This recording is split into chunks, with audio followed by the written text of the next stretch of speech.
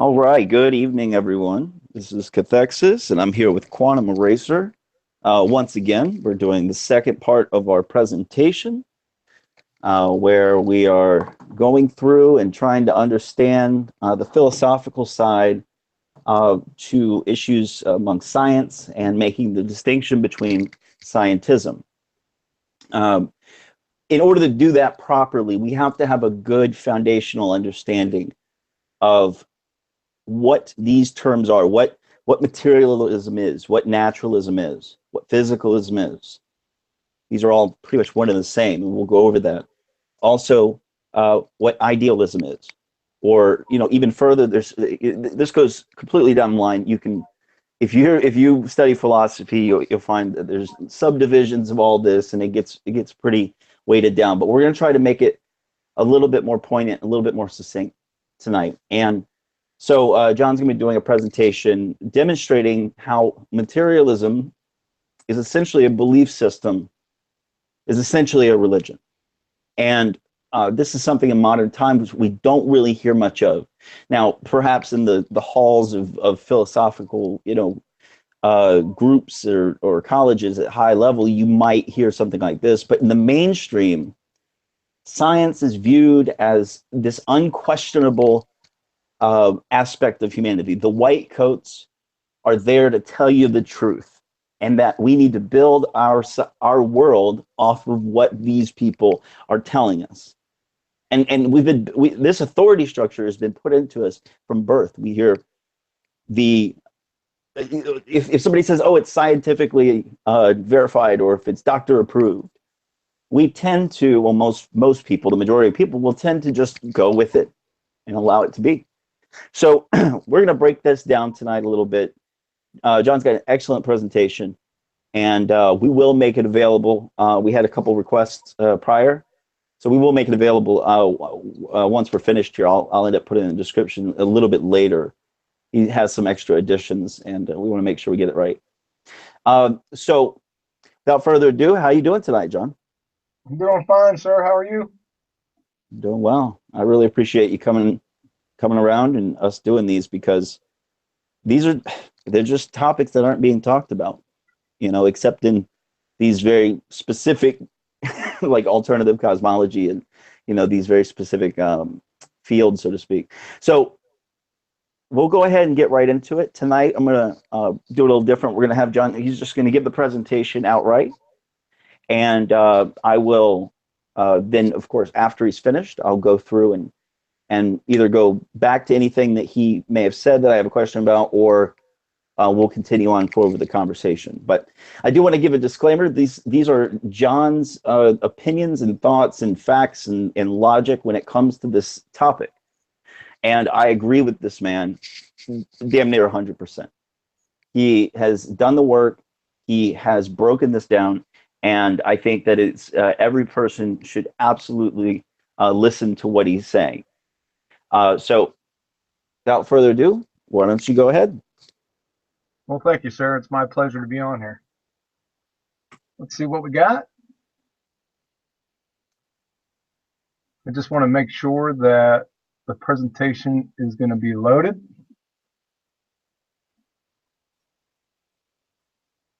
Yep, we see it. Let me go ahead and update. All right, that's good enough for me. Perfect.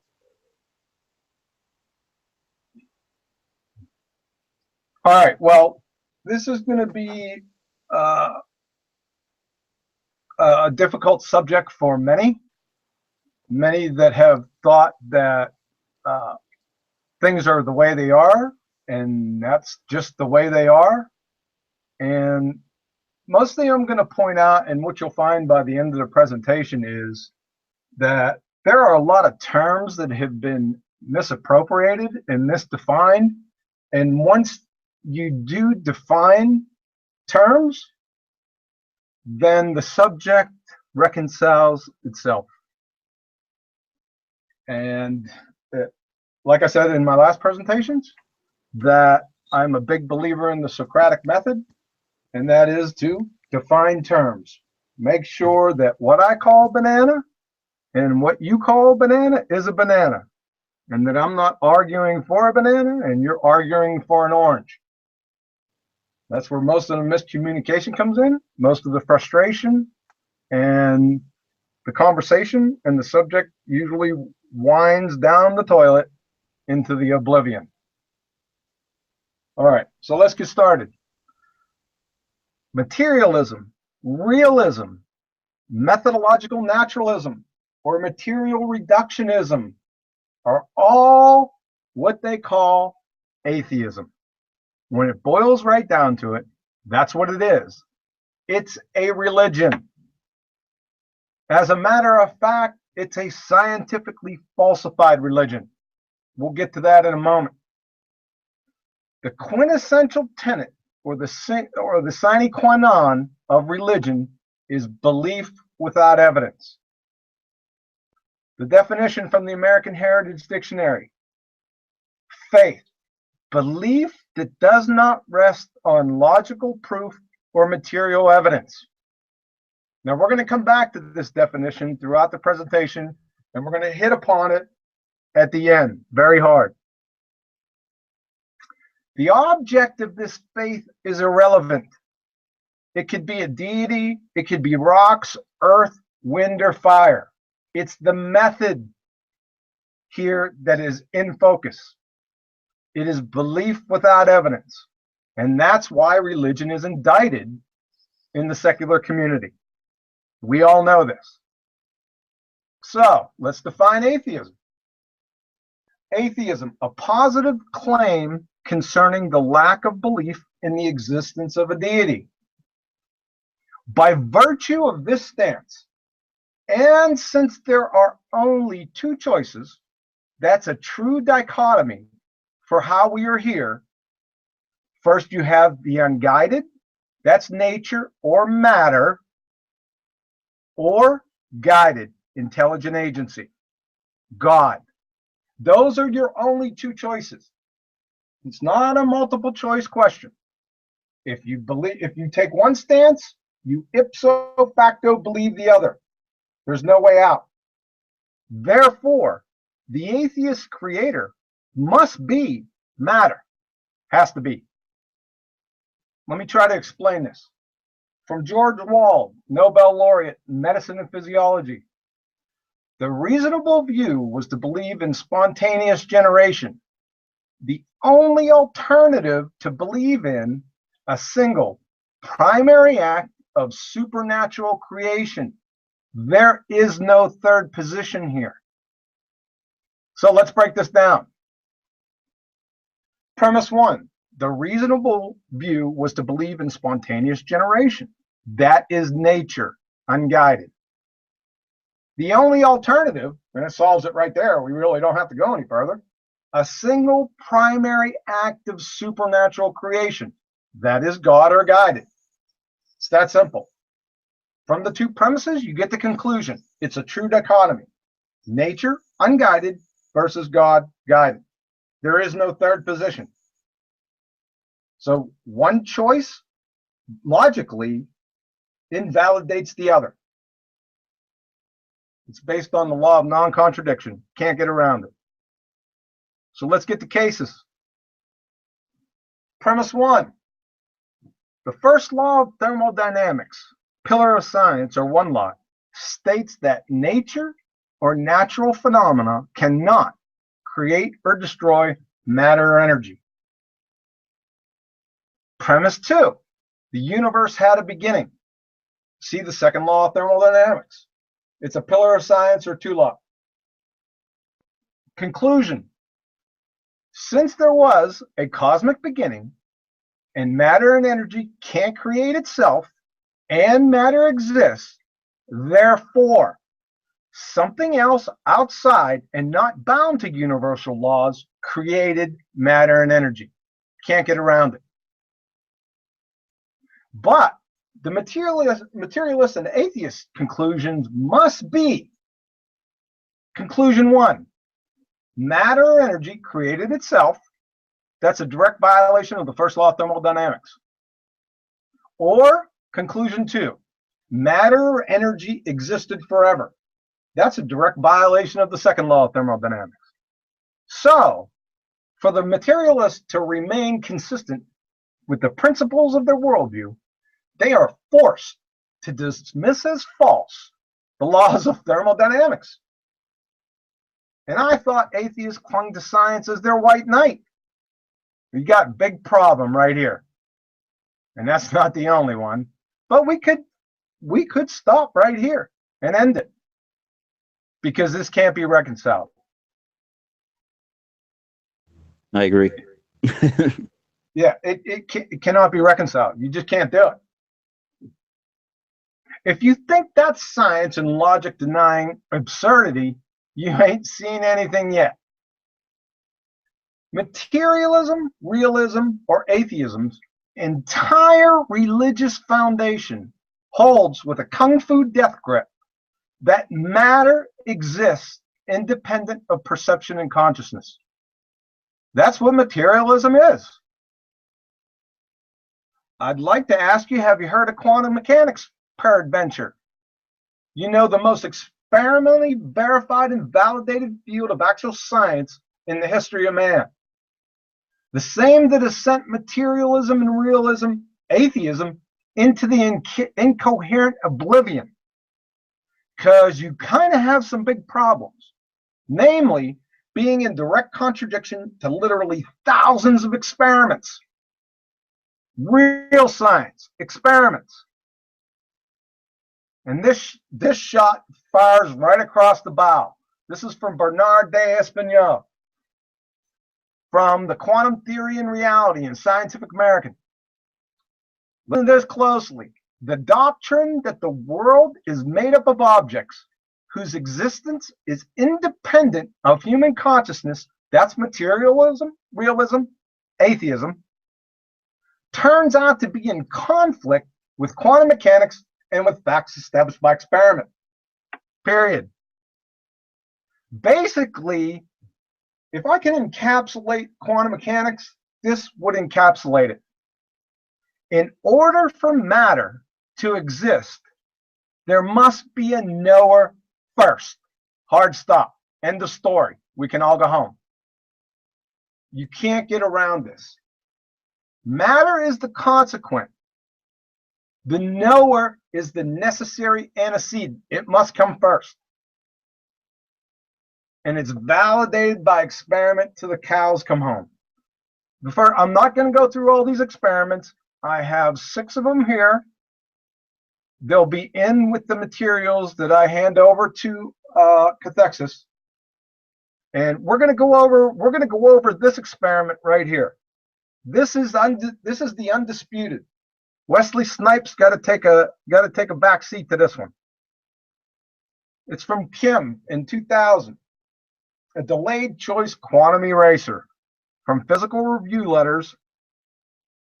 This experiment, in the 25 years of doing experiments and evaluating them, I have never come across one of such simple brilliance and just the jaw-dropping implications that result from it.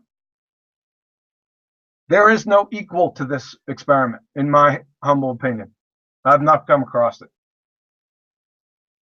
Now, in later videos, we are going to go through an exposition of this experiment, and we'll explain it in excruciating detail. But for right now, in conclusion, this experiment unequivocally validates A, knowledge or knowing the which path information alone causes wave function collapse. When I say wave function collapse, I mean the formation of matter.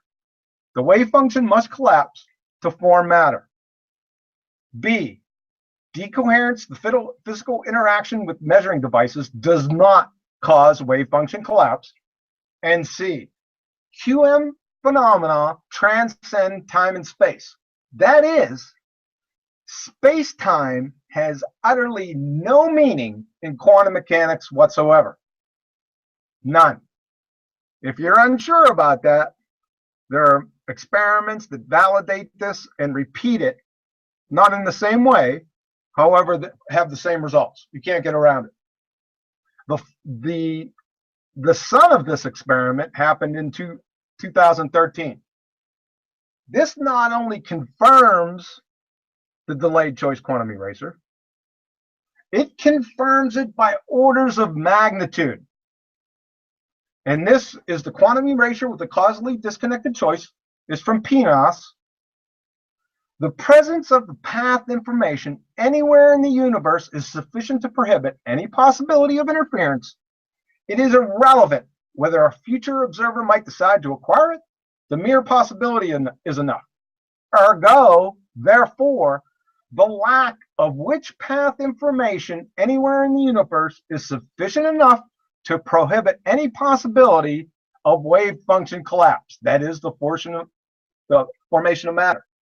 And this is what I wanted to focus on. We're talking about realism, materialism. These are the conclusions from this experiment. No naive realistic picture is compatible with our results. It is therefore suggestive to abandon such pictures altogether. Just from this experiment, it's over. And this experiment, it's over. One of the more shocking experiments is the experimental non-classicality of an indivisible quantum system in nature, and it's validating the Coach-Inspector theorem. Listen to what Anton Zellinger has to say about this experiment. There is no sense in assuming that what we do not measure about a system has an independent reality. He's telling, it's mind-boggling. He's telling you here that if you don't measure it, it does not exist in this reality, period.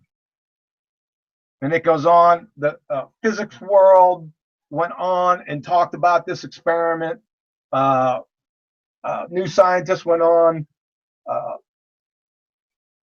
They were gobsmacked by it because it echoed from Werner Heisenberg, Nobel laureate in physics. And of course, he's known by the uncertainty principle. Listen to what he has to say about this. And this was back in the day. The atoms or elementary particle themselves are not real. They form a world of potentialities or possibilities rather than one of things or facts. That's what these people up here were talking about. It's echoing the same thing. As I said, we get into non-locality, another death knell for materialism and atheism. There's the Grobler experiment, Manning, and Henson. And what I'd like to highlight here is in all these experiments, look at what they're saying. Realism should be abandoned. Realism, materialism, atheism, it has to be abandoned. Its tenets do not conform to experimental results. Rejection of the local realist null hypothesis. It's rejected. It's done. It's over.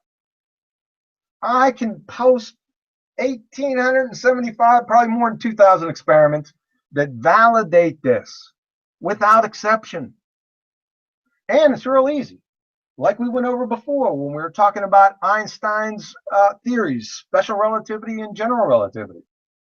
To overturn the scientific falsification of locality and by direct proxy, materialism, realism, or atheism, whereby invalidating idealism or Christianity, which is not a religion, by the way, and we'll get to that, and as an ancillary benefit, collect yourself a feather in your cap, Nobel Prize. All you have to do is take up the Quantum Randy Challenge. It's out there for you. The Quantum Randy Challenge, henceforth QRC, challenges any pseudoscientist, that is atheist, as it were, who claims that quantum physics is not true and that quantum entangle experiments can be explained by a classically realistic and locally causal model. That's all you have to do. If you do it, you not only get a Nobel Prize, but you get an additional $1 million. All you have to do is prove naive realism or local realism, or materialism, or atheism, in other words, is true, and it's not observation dependent. 4 years, 4+ years now, no takers. I wonder why. I'll monitor the presses on that one, and it's not going to happen. Not a chance. So let's summarize what we have until now. So far, to be an atheist, that is, no God, you must believe the laws of thermodynamics, pillars of science, are false. All physical laws, that is, quantum mechanics, because quantum mechanics are all physical laws, are false. The law of cause and effect is falsified. Of course, that's what science is founded upon. And something can come from nothing naturally. Does that sound scientific to you? Doesn't sound too scientific to me. Not at all. So, the above two examples, the target audience for those are portioned for the intellectuals in the hallowed halls of academia. This next one brings all second graders into the fold. So let's go ahead and define it again. Atheism, a positive claim concerning the lack of belief in the existence of a deity. So again, to be atheistic towards an intelligent creator, you ipso facto must be theistic towards matter. There's no way out. It's either one or the other. That is, that the material physical world is all that exists. B, that the material physical world exists outside perception and consciousness. We falsified that above. And C, matter created itself. That means it pre-existed before it existed. We don't even need the first law of thermodynamics. And has volition. That's falsified above. So let me ask you a question. Do these exist?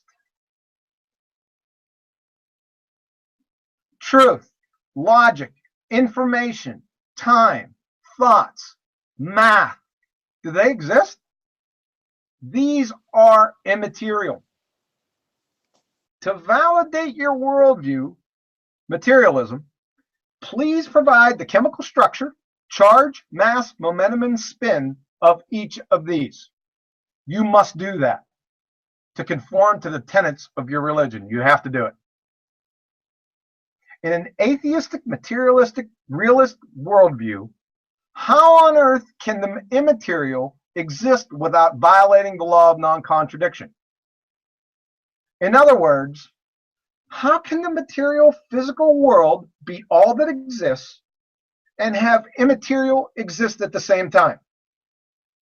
It's a contradiction on its face.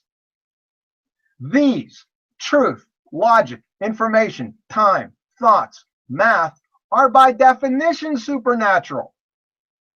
So if you're an atheist and you believe that these exist, then you must be this.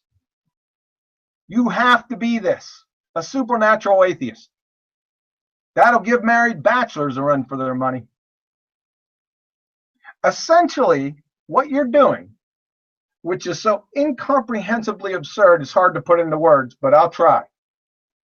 You're adopting the Christian worldview by using immaterial, that is, thoughts, truth, logic, and information, the very things your religion must deny, as the vehicle or medium to present evidence against the very thing you don't believe in, a creator, the Christian worldview.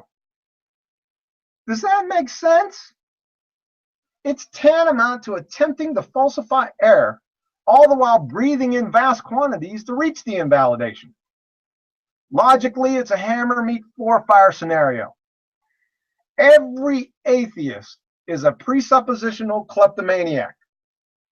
Stop stealing, then using my worldview to feebly attempt to falsify my worldview, please. I like to provide visuals. Here it is. This is your position.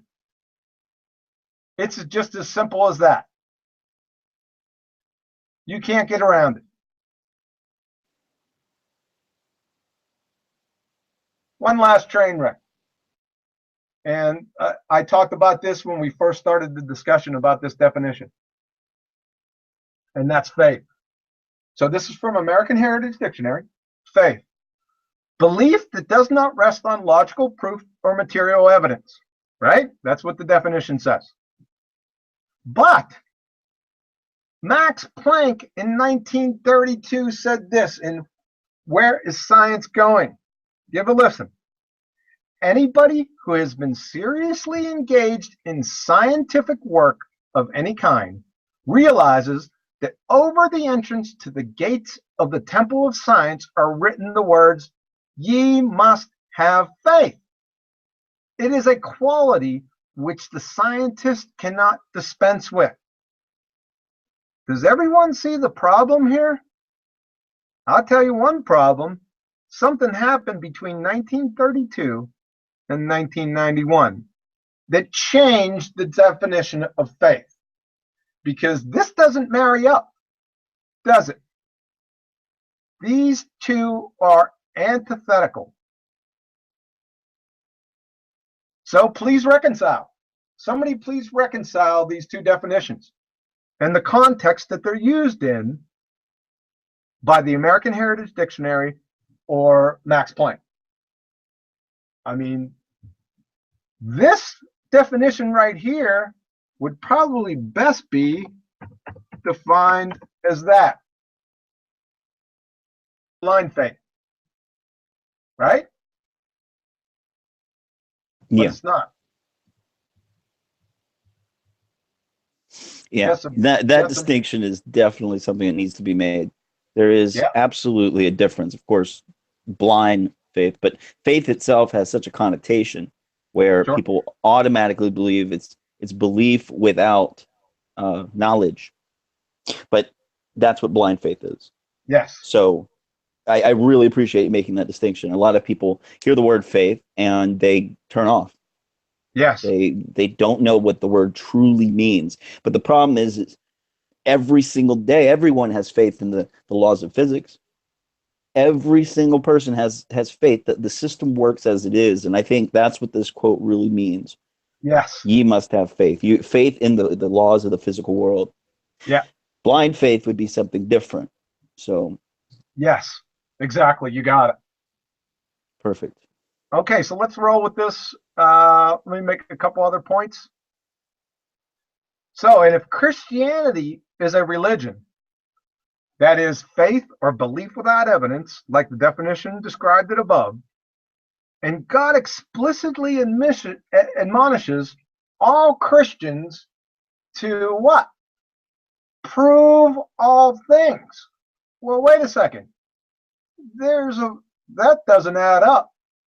That's belief without evidence. How can you have belief without evidence and have God state to prove all things? That's contradiction. How in the world can Christianity be classified as a religion or faith without violating the law of non-contradiction, pray tell?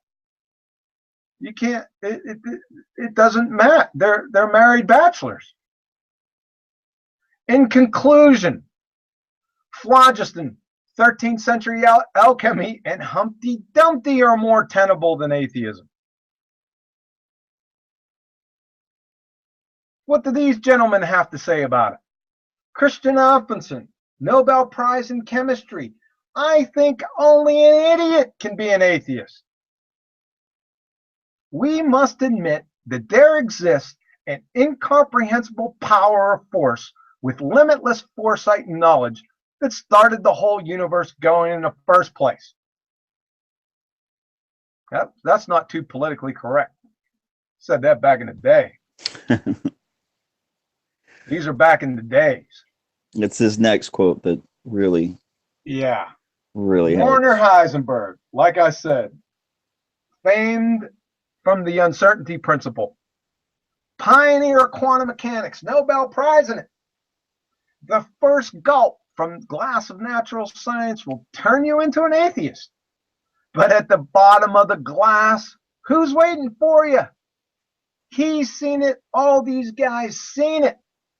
The creator. A creator. It's evident if you get that far down the rabbit hole. Yeah, we have all these people saying, climbing on the mountains and the rooftops, screaming there is no God.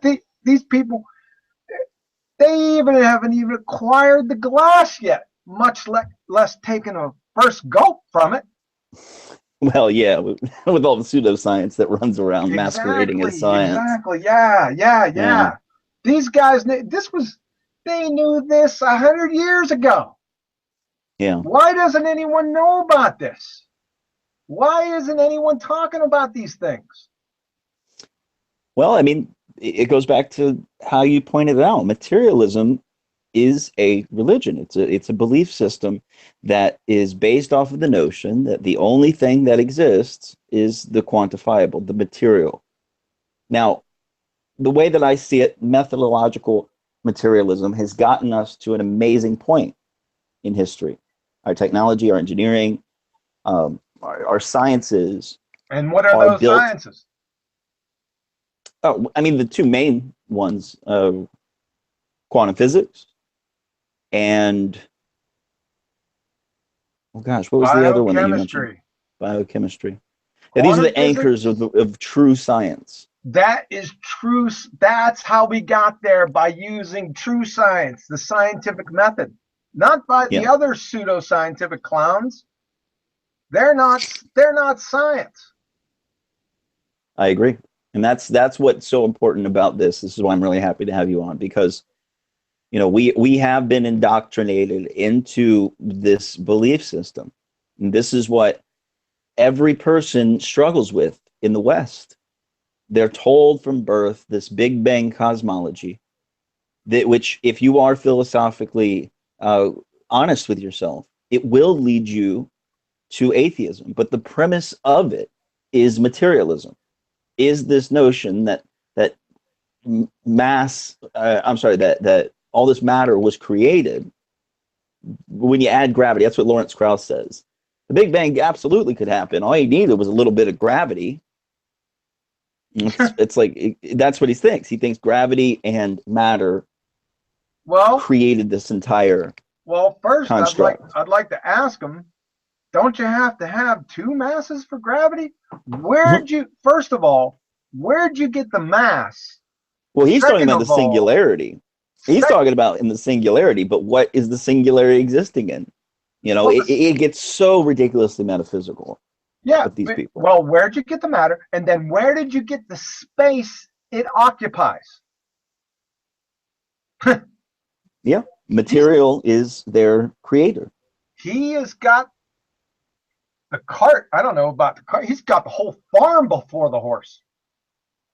Yeah, yeah, absolutely. And that's the thing. They don't have much to stand on when they get out that far. It's Yeah, just like it's the picture. They're cutting off right there. the limb they're sitting on.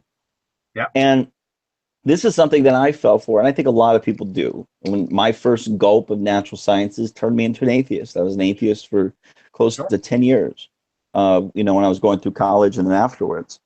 And it's frustrating to look back upon it, because in this presentation, I'm not trying to prove a creator in this moment. What I'm trying to point out here is that materialism is a belief system where material is the creator. And Yes. the rational material atheists, they're going to say that that's preposterous, but you've just kind of proven it through the way that the way you broke it down. So they're a walking contradiction. Exactly. And when I look back at the time frame when I was a militant atheist too.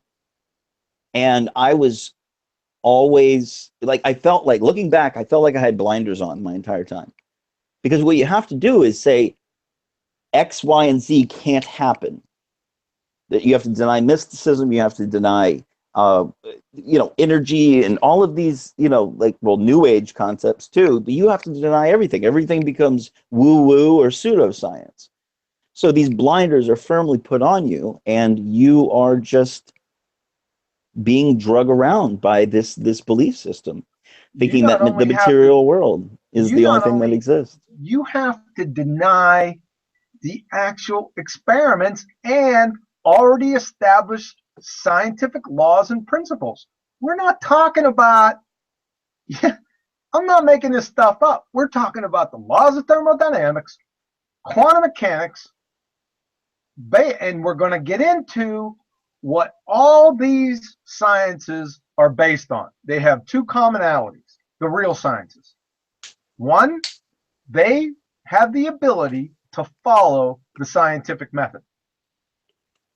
Number two, they are all based on a foundation of information. Yes, sir. They are all today information sciences, whether it be genetics, biochemistry, quantum mechanics, all of them are based on information. And we're going to get into that here in the next couple videos, series Absolutely. of videos, right? And that's something I do want to point out. You went over it very quickly, but it's something that really, I don't know, it changed my views on a lot of things or clarified them. In a materialist world, they have no answer for information, for truth, for ideas, for these things are supernatural because there is no physicality to them. There is no equation. And they just slough it off and say they're epiphenomenon, like it happens because of other things. Well, that But doesn't that's not a good anything. answer. It doesn't explain anything. Yeah, it's not an answer. These are, consciousness exists. These things exist, and they are immaterial. Yeah, And exactly. you see this as a massive problem in modern neuroscience and cognitive sciences. They're dealing with they call it the problem of consciousness. The hard That's problem the title. of consciousness. It's absolutely. And there it goes into so many ways philosophically. We can get into solipsism, we can get into collective solipsism, but it needs to be understood that materialism has no answer for that phenomena, for those phenomena. And this is why they want to tell you that you're a biological robot and that consciousness is kind of an anomaly that occurs through the different. Seriously, I've been told this way and read about it this way, that it's an anomaly that is manufactured through the chemicals and functions of your brain, and that it's only there to just help sort information, and that's it. But we know it's much deeper than that. There are several different levels of consciousness.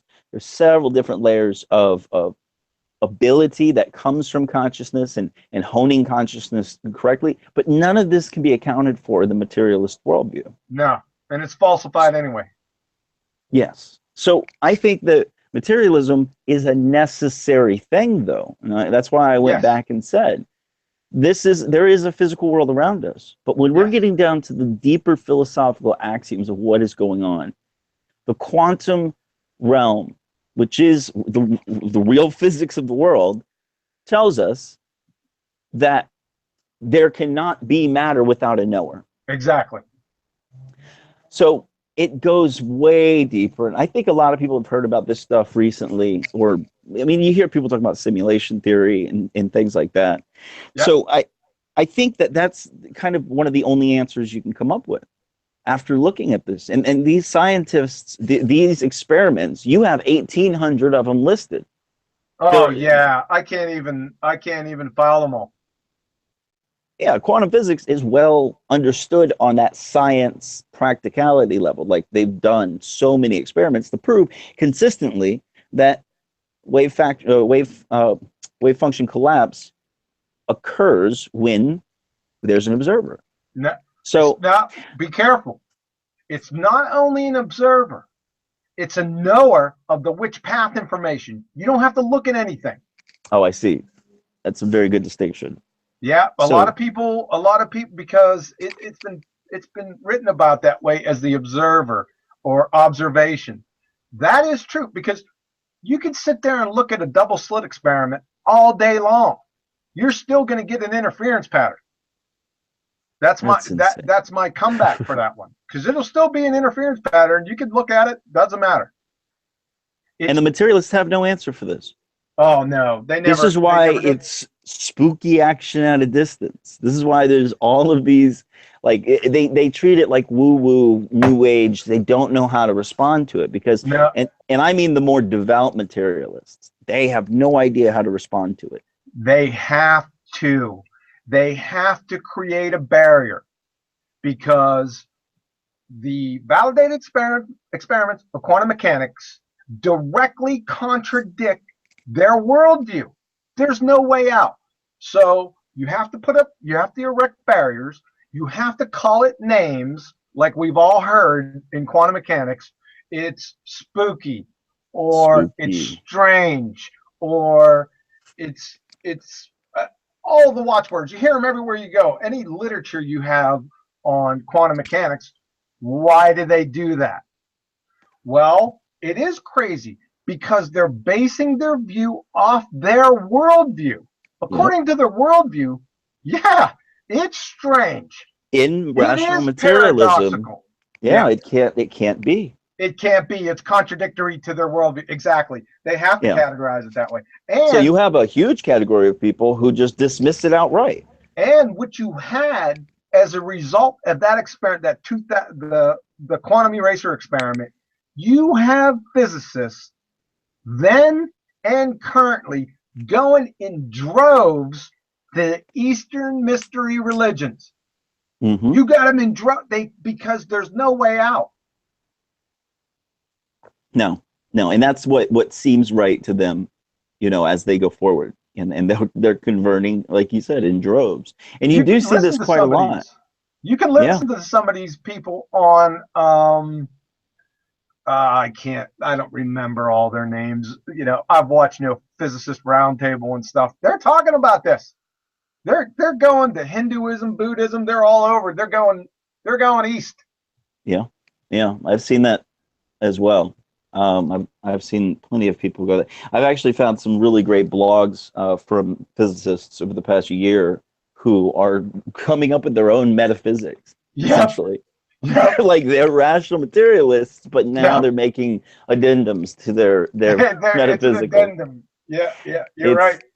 So it's interesting, we are seeing this progression, but the religion of materialism is still firmly placed. And this is what the core of scientism is. Yep. In my opinion. Scientism, of course, it's more than that. It's this unhealthy belief that science is the only way to discover the world.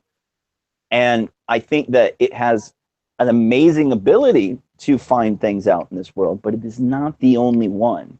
And that's what I'm here trying to scream from the mountaintops. Ironically, it was experiments that pummeled it. Yeah. If you think about it, it was the scientific method that pummeled materialism. The irony of it it floors me. But I'll tell you what, that upsets a lot of people. Big time. You're messing with someone's religion. Oh, yeah. Go tell a devout Christian that Christ isn't real. Or, you know what I mean? Like, just give them a contradiction of what they believe. And a person who is in a religious state of mind or state of being, they will lash out at you. Yeah. And that's not a slight against Christians. I'm saying just religion in general. If you're following religion, that's what it does. Yes, exactly. And that's why I think it's important to make this distinction, like you did.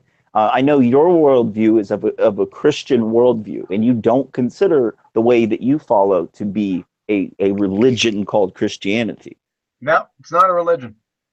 By definition. Prove all things. Yep, you have to prove all things. And in religions, as the faith definition above said, belief without evidence, they can't coexist at the same time. That's a contradiction.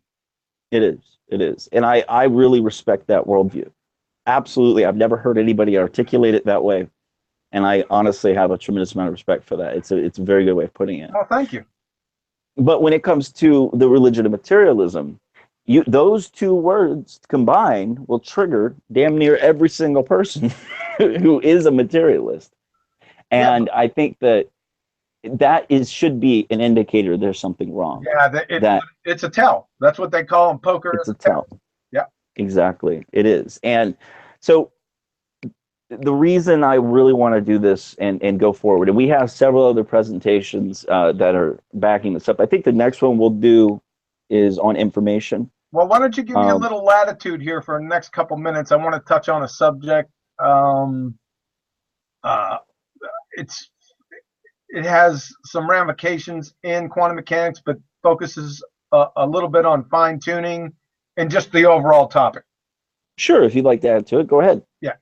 So I just like to go over these just last couple ones. They could be illuminating for you.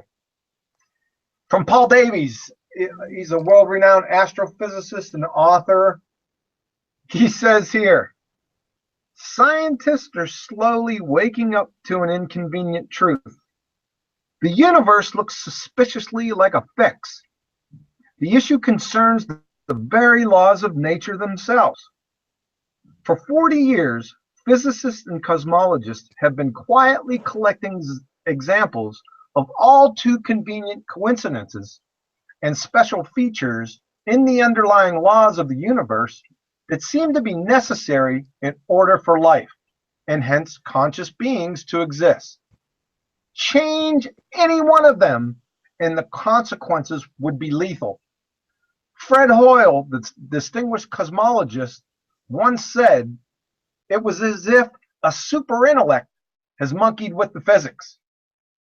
And Fred Hoyle is the one that coined the phrase Big Bang for just for general purpose. That's good to mention.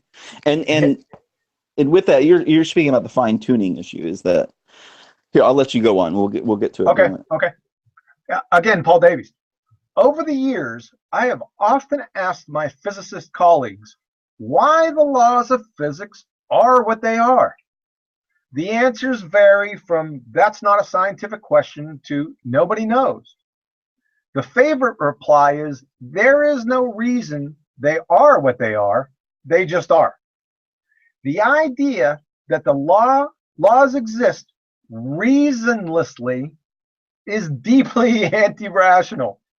After all, the very essence of a scientific explanation of some phenomenon is that the world is ordered logically and that there are reasons things are as they are.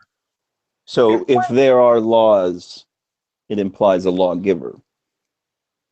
He's sort of kind of implying it. He does seem to be a little bit. He says if one traces these reasons all the way down to the bedrock of reality, the laws of physics, only to find that reason then deserts us, it makes a mockery of science. And it does. So to the fine-tuning, he is trying more so in the above reference, speaking to the fine-tuning, or where certain constants, there are many of them, that have to be such that if they were to be tweaked, even in the minute amount, there would be no life. So we have Leonard Susskind. He's the professor of physics at Stanford. He's speaking to fine-tuning here. Listen to what he has to say. Nobody thinks that's accidental. That is not a reasonable idea.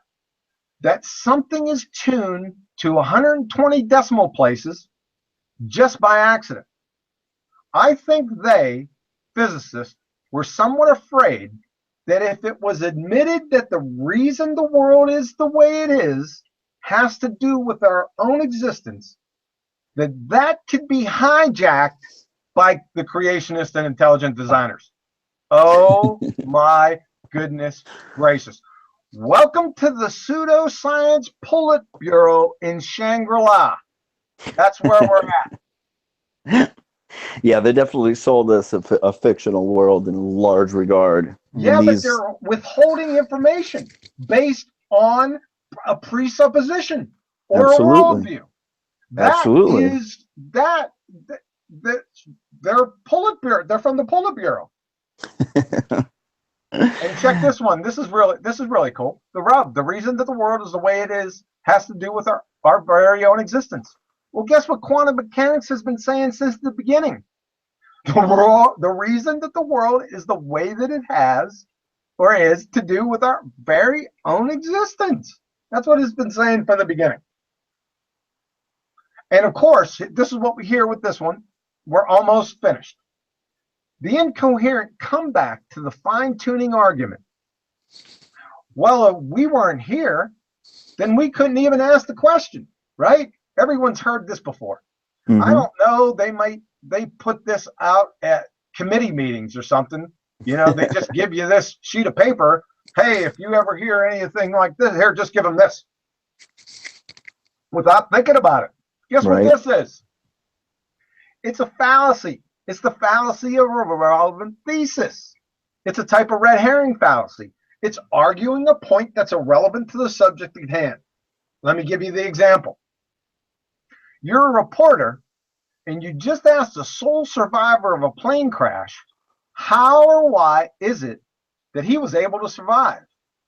And he answers you, because if I hadn't survived, you wouldn't have been able to ask me the question. Well, this is a fallacy. Like I said, it's a red herring.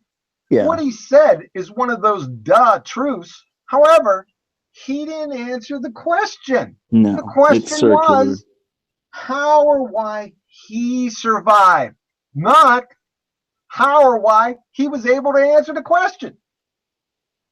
I mean, when I hear this, you can see me face palming. It's a dismissive way to deal with the subject. It essentially is what that is. And they don't have a better answer, or else their worldview will shatter. Yeah. So we see this often. We really do. The pseudosciences. Yeah, the pseudosciences. This is one of their main tactics. Yeah. All right, so let's go. I want to go back up just in case, because I went through them. I don't know if I went through them too fast. Maybe people didn't catch them. They can always go ahead and rewind the video and take a look at them. But let's do it for you. Maybe there was some things in here that you made a mental note of and said, well, wait a second, and would like to go into it. So we can go through it real quick. Well, yeah, for sure. There was a couple of notes that I had, concerning that issue of faith that you had presented. The word, and I know we slightly clarified earlier, but I really want to reiterate this. The word itself has so much baggage attached to it that people associate blind faith with the word faith. Yes. And even me up until quite recently. The word faith is not this implicit negative of believing something without good reason to do so. It's a reliance on what is true. Unless you have that blind faith, and then it becomes a problem, in my opinion. Would you say I articulated that? No, yeah, you're right on it. And like I said before, it's easier to go ahead and substitute the definition for the word and see if it makes sense. So let's do it. So we're going to substitute this definition for what Max Planck was saying. So anybody who has been seriously engaged in scientific work of any kind realizes that over the entrance to the gates of the temple of science are written the words, "Ye must have belief that does not rest on logical proof or material evidence."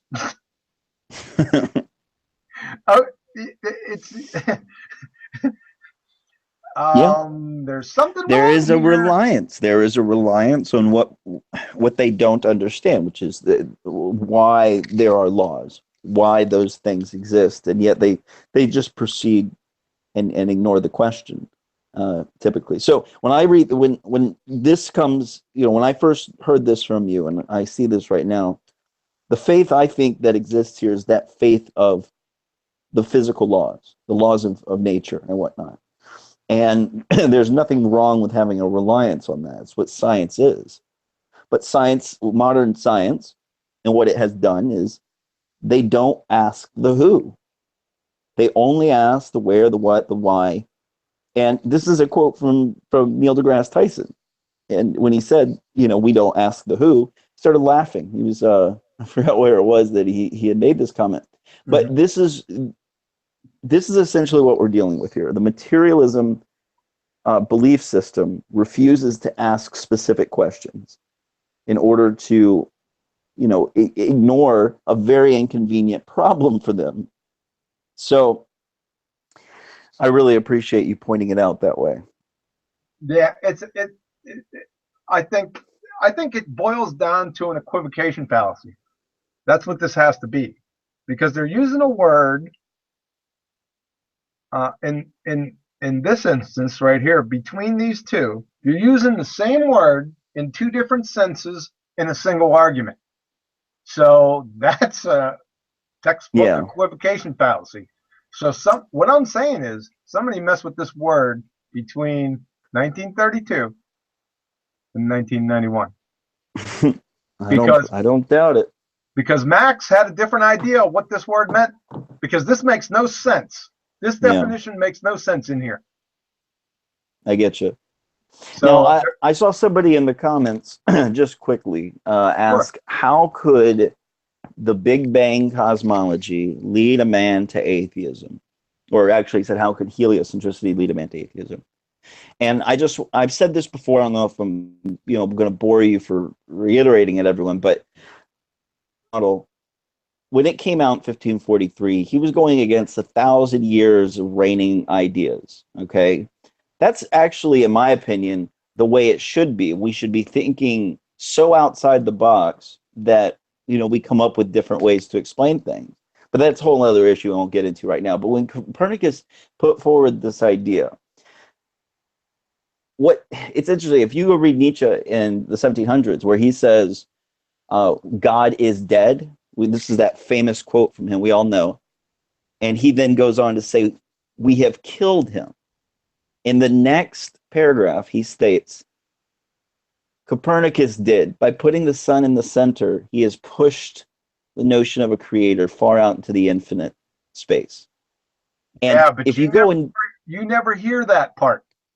never, never. And if you research, just cross-reference Copernicus and Nietzsche, you'll find that he refers to Copernican revolution. This was called, Right. for a reason. This was the beginning of the Enlightenment. This was the beginning of the naturalism, the stop asking the question of who.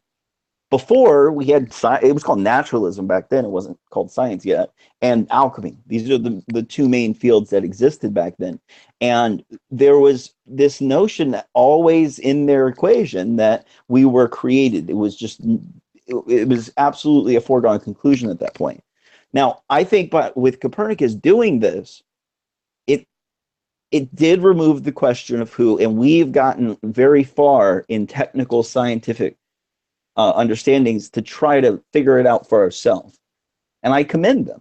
Like, I am not anti-science, I'm not anti-progression, but they stopped asking the who and or what could possibly have put this here, and they do everything they can to deny that this is a creation, it seems. So just to flush it out, heliocentricity was created. From that, a Jesuit priest named Lemaitre, who was an astronomer as well, created the Big Bang cosmology. Now, the Big Bang cosmology, it includes the sizes and the distances, in this larger, vast universe that heliocentricity put forth, but it also gives them a creator. It gives the materialists an actual creator, which is material. Matter. If you are exactly matter, if you are intellectually honest with yourself and you follow a Big Bang cosmology, then what it will lead to is atheism. Now, of course, it's a gradient. It's not like every single person who believes in the Big Bang. A lot of people think, oh, well, God did it. But you see, that's anti what the official position is. If you really dig into what these cosmologists are saying about the Big Bang, they're choosing this on philosophical reasons. They do not want the possibility of a creator involved in any way, shape, or form. And that goes to that George Ellis quote. Actually, do you have it available? George Ellis with the Yeah. philosophical implications. Yeah. Yeah. I want to get the quote exactly. I didn't know if it was in this presentation or not. But this is what they've done. They've chosen their models based off of a philosophical basis. And here, let me see if you have it up. And George Ellis is a recent cosmologist who recognizes this. Right there.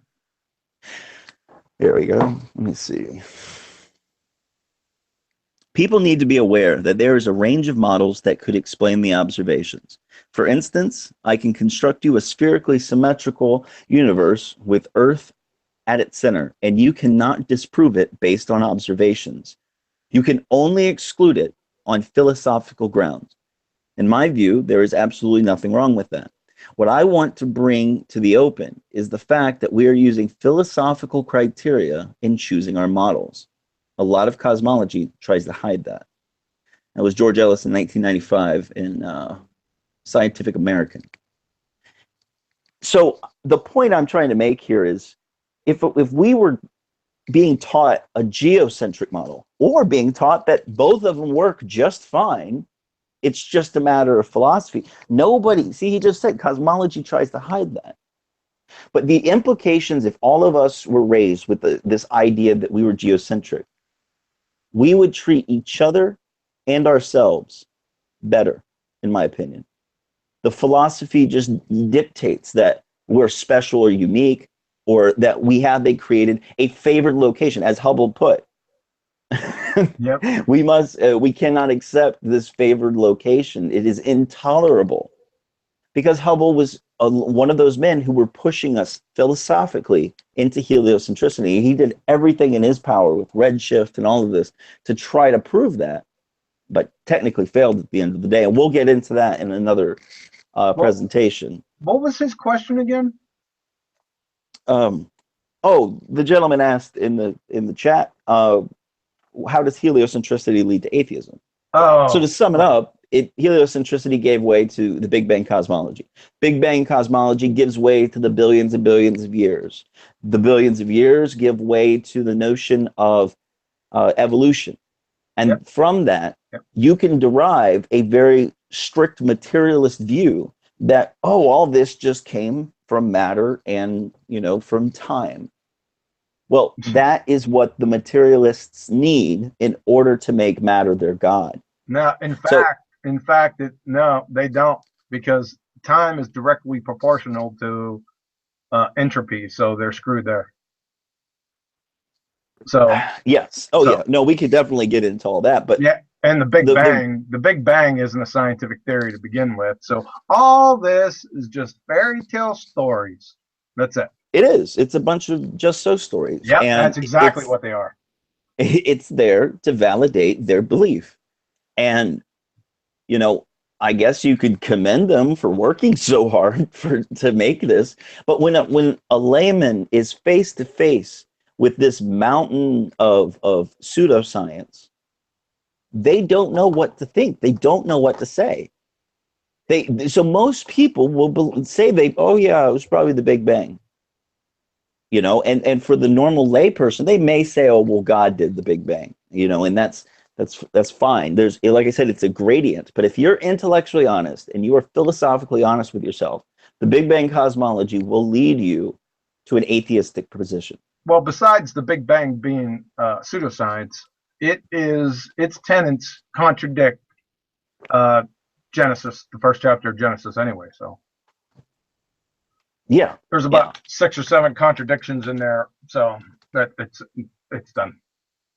Done and we're going to be getting into that with the cosmology presentation.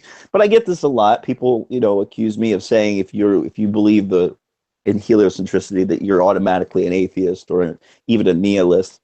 But it's a gradient. I'm not talking about it just so specifically. But if you go off of the presuppositions that the Big Bang cosmology provides, then matter is your God. Yes. That's it. Most people don't think about it. I mean, I've talked to many Christians, and I run into as many problems with Christians as I do with alleged Christians as I do with materialists or atheists. Oh, I'm sure. Yeah, I'm sure, because they're confused. Most people are confused. Like I said, the majority of folks, hear that Big Bang is the, kind of the modern thing that scientists say, and they incorporate it into their worldview. I've been in churches that teach it. Jeez. It's too much, and it's Somebody all has done their pseudoscience. job well. Oh yeah, no, this has been well crafted over the past 500 years. Hell, it might even go back to Babylon. All of this, That's where it goes back to. That's where. But the point I'd like to make is heliocentricity and geocentricity. The coordinate system works the same. You can make your predictions. People are living inside of a model. It's not that because of the heliocentric model that's what it is up there, or that's what it looks like up there. We're given all this cartoon CGI of planets and all of this nonsense that they give us when nobody really knows. I mean, let's be honest. We haven't gone. They claim Voyager went past Jupiter and the Saturn rings. I personally don't trust anything the space agencies present. Really? Then it sent back photos and information when it was traveling? Yeah, I think from a couple billion miles away. Really? Don't worry about the inverse square law or the amount of power that was on those satellites. Yeah, it's called free space path loss. They need to get educated in that. It's a fiasco.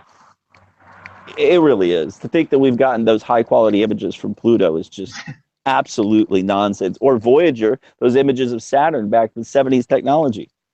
It's absolute nonsense for people to believe these things.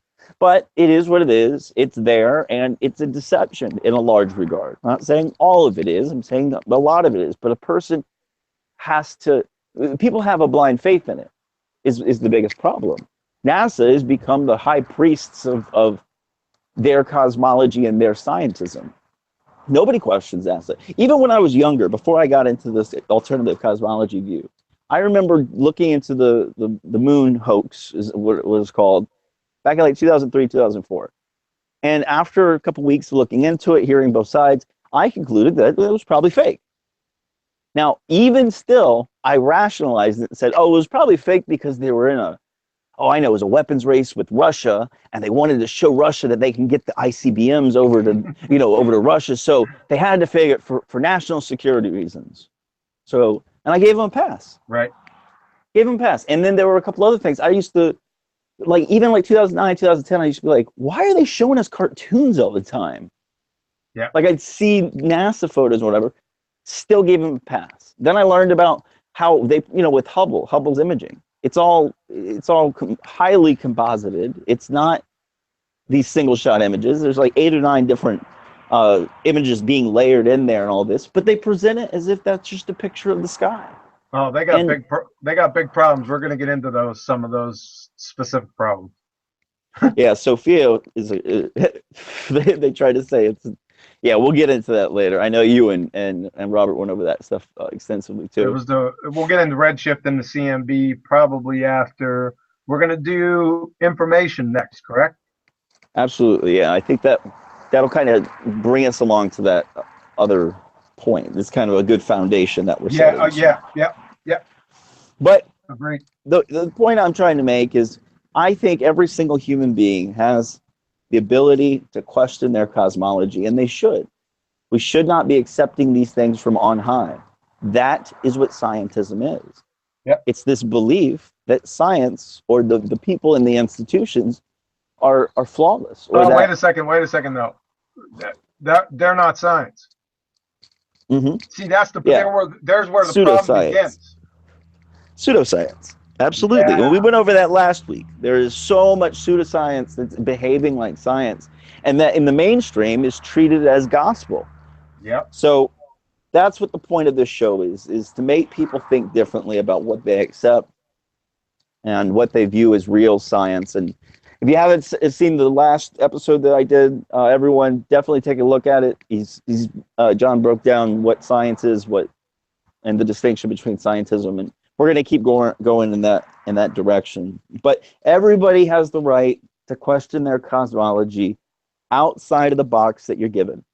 And that is the most liberating thing you could do. The cosmos is one of the most amazing and beautiful mysteries of humanity. If you look back at it, every single culture has their own cosmology. And this is something that we're not really taught in school. We're not taught the different cosmologies or what these other cultures thought of the Earth or thought of what was going on up there. So everybody should be doing that, in my opinion. But we're going to be busting up the mainstream here pretty soon. We'll get to the cosmology presentation that John has, not next week, but the week after. So look forward to that. Is there anything you'd like to add to the show today? Yeah, maybe one thing that may help clear some things up. I usually talk to people about this, and they can usually relate to it. And I think we talked about this one time, that, for an example, my 10-year-old boy, he's a video game champion, boy. I tell you what, he's really good at those video games. And he can recognize the patterns and the regularities in the game. However, he is absolutely clueless of the underlying architecture of the game. But he intuitively knows that the patterns and regularities that he recognizes in the game are not the cause of the game. That is an amazing way to put it, by the way. I just like to leave you with that. My last salvo for this subject. No, that's dead on. Yeah. So all you materialists out there, check your paradigm. There's nothing wrong with it. That's what this is about. I think most people have been conscripted a paradigm that they're unaware of. They don't even know that they're in a paradigm. So I think that everybody needs to go down the path of, trying to understand what's real. And when you look at real science, like quantum physics, and how it's so consistent over so many years and so many different individuals doing it, it really lets a person in to what's going on here. And the materialist doesn't have an answer for it.